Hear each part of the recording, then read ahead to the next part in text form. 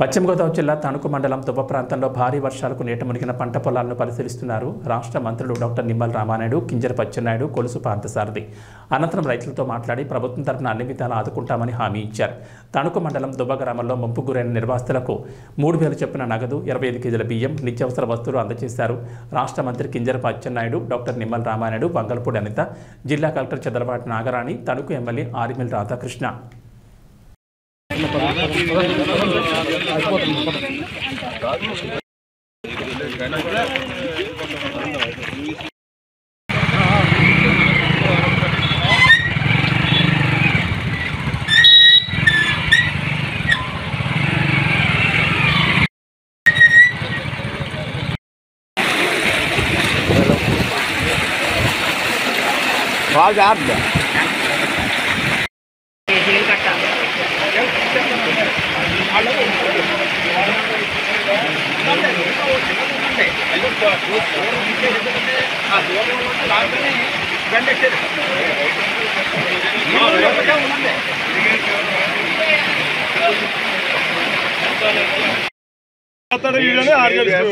చట్టాన్ని పూర్తి రద్దు చేసి మళ్ళీ పాత చట్టం తీసుకొస్తాం.